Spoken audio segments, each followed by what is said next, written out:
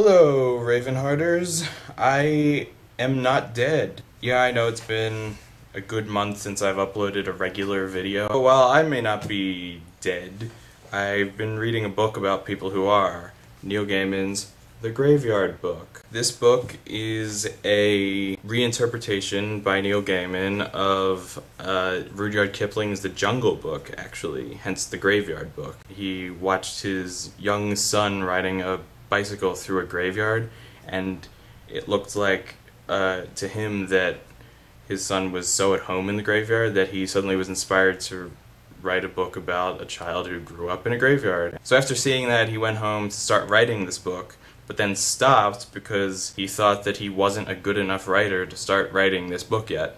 And when I first heard that, that actually scared me a lot as a writer, because I never like to think that if you're inspired to tell a story about something that one should ever think, oh, I'm not a good enough writer to do this. He learns later on that it wasn't that he wasn't a good enough writer at the time, but that he hadn't had enough experience as a parent, or specifically a parent who had to let their child go out into the world. Like The Jungle Book, it is about raising a youth to grow up and tackle a greater and larger world than the one they are familiar with. So a lot of the characters in this book are ghosts, and they parallel the animal characters in The Jungle Book. For instance, Nobody Owens, who is the protagonist of this book, parallels Mowgli, I guess, from The Jungle Book. Another parallel character is Silas, who is the boy's guardian in this book. He parallels the panther from The Jungle Book, I guess. He's like kind of a dark, cryptic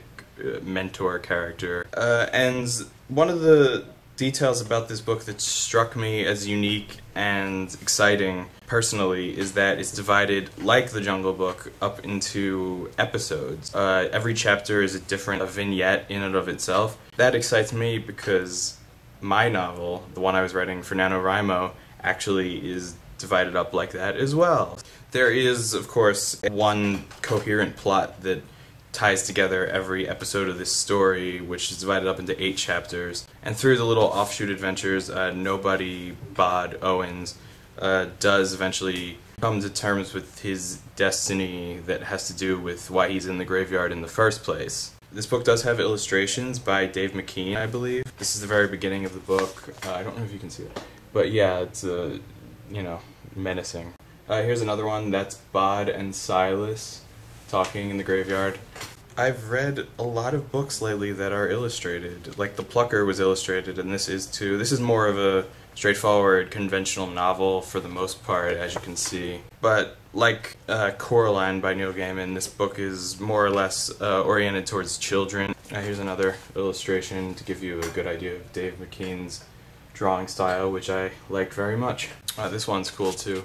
This is The Grey Lady, who is sort of like the Grim Reaper of this book, and you will find out more about her if you read it. As usual, I don't want to spoil the book, what happens, but the general gist of what happens you might actually already be familiar with if you've seen The Jungle Book or read it. But Neil Gaiman does give his own little twists on the story that directly have to do with the parallels between life and death, and how a graveyard is a threshold that hold them together. That ends up being kind of the moral of the story, is learning to appreciate life when all you're surrounded with is death. I definitely recommend this book, and it did take me a little longer than I wanted to get through it, but considering how episodic it was, I could digest it in little pieces, especially since as the story goes along, it jumps to different parts of Bod's life, and he gets older slightly as the novel progresses until he becomes a young man.